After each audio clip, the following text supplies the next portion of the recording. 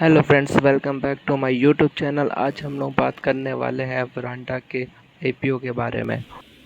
ये कंपनी 2018 के अंदर ही इनकॉर्पोरेट हुई है। अगर कंपनी की बात करें तो ये अभी नई नई कंपनी है। इस कंपनी का पूरा नाम है वरांडा लर्निंग सॉल्यूशन।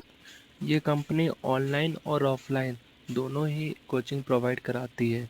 अब ये किसके ऊपर ज़्यादा ध्यान देती है?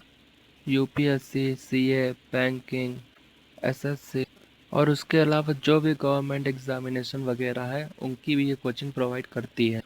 और इसके अलावा स्किल्स बढ़ाने के लिए आईटी के कोर्सेज वगैरह भी ये करवाती है। ये जो स्टूडेंट है और जो पहले से ही जॉब वर्कर्स हैं उनकी स्किल्स बढ़ाने के लिए भी कोचिंग कराती है। कोर्सेज जैसे डाटा साइंटिस्ट, प्रोग्रामिंग हो गया, एआई हो गया, क्लाउड कंप्यूटिंग है और भी काफ़ी सारे कोर्सेज हैं प्रोवाइड कराती है। जैसे आईटी के कोर्सेज कराती है। और ये जो आईटी कोर्सेज है ये एजुरेका पे करवाती है। एजुरेका एक अलग कंपनी है जिसको ये आईपीओ के बाद खरीदने वाली है। और ये वरांडा लर्निंग सॉल्यूशन का नाम इससे पहले किसने किसने सुना है? आईपीओ आने से पहले मैंने तो कभी नहीं सुना था। अगर आपने सुना हो तो ज़रूर बताइएगा। और मेरे हिसाब से जो ये कोचिंग सेगमेंट के अंदर पहली कंपनी है। और भी बड़ी बड़ी कंपनी है जैसे बायजूस हो गई, अनअकैडमिक हो गई है, मगर ये अभी तक लिस्ट नहीं हुई है। ये पहली ऐसी कंपनी है जो सबसे पहले स्टॉक मार्केट में लिस्ट होने जा रही है। तो लिस्टिंग में तो इसके आसपास कोई कॉम्पिटिटर नहीं है। हाँ, अनलिस्टेड कंपनियों के साथ इसके कॉम्पिटिशन है जैसे बायजूस हो गई, अनअकैडमिक हो गई। अब अगर इसके फाइनेंशियल कंडीशन की बात करते हैं तो चलिए आइए देखते हैं। अब अगर बात करें इसके फाइनेंशियल कंडीशन की कि ये प्रॉफिट मेकिंग है कि लॉस मेकिंग है, तो इसके एसेट के हिसाब से तो FY21 का इसका डाटा दे रखा है। अगर अगर 6 महीनों की बात करें तो जो इसके एसेट हैं वो बड़े हैं और जो इसका रेवेन्यू है वो भी बढ़ा हुआ है। मार्च में इसका रेवेन्यू था 2.5 करोड़ रुपए का। अगले 6 महीने बाद बढ़कर इसका रेवेन्यू हो गया लगभग 15.6 करोड़ रुपए का। तो इसके लिए बहुत ही पॉजिटिव बात है कि इसमें रेवेन्यू में इंक्रीमेंट हो रहा है। तो अगर अब हम लोग इसके प्रॉफिट पर नज़र डालें तो FY 2021 में इसका जो सब कैश वगैरह दे करके जो प्रॉफिट है नहीं है, कुछ नहीं है, ये लॉस में है। इसका जो लॉस है वो है 8.2 करोड़ रुपए का। और जो अगले 6 मंथ में इसका जो लॉस हुआ है वो है 18.2 करोड़ रुपए का। अब अगर इसके भी अगले 6 महीने का लॉस अगर कन्वर्ट करा जाए तो ये हो सकता है 30 लाख समथिंग कुछ का।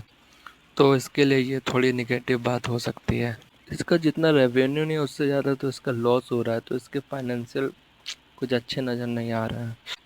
और अगर इसके ऊपर उधारी की बात करें तो आज के समय में इसके ऊपर 165 करोड़ रुपए की उधारी चल रही है। तो ये जो कंपनी 200 करोड़ रुपए जुटाएगी उसमें 60 करोड़ रुपए के जो आसपास इसकी जो उधारी है उसको चुकाएगी। 25 करोड़ रुपए में ये एजुरेका को एक्वायर करेगी। बाकी के पैसे जो बचे हुए हैं इनके वो जनरल कॉर्पोरेट पर्पस और कंपनी की ग्रोथ के लिए काम आएंगे। और इतना कुछ उधारी चुकाने के बाद भी इसके ऊपर 100 करोड़ के आसपास डेप्थ रहेगा ही रहेगा। मान लेते हैं कि कंपनी का डेप्थ 100 करोड़ बहुत ज़्यादा नहीं है, मगर मगर ये कंपनी काफ़ी छोटी है जिसके हिसाब से बहुत ज़्यादा है। उसके हिसाब से कंपनी काफ़ी रिस्की में लग रही है, काफ़ी रिस्की लग रही है। अब हम लोग बात कर लेते हैं इसकी आईपीओ के बारे में। इसका जो आईपीओ ओपन होगा वो 29 मार्च से लेकर के 31 मार्च तक की ओपन रहेगा। इस आईपीओ का प्राइस बैंड रखा गया है 130 रुपये से 137 तक। और अगर इसके लॉट की बात करें तो 100 शेयर्स का एक लॉट होगा। मतलब मिनिमम से मिनिमम हमें 13,000 रुपये एक लॉट के ऊपर देने पड़ेंगे।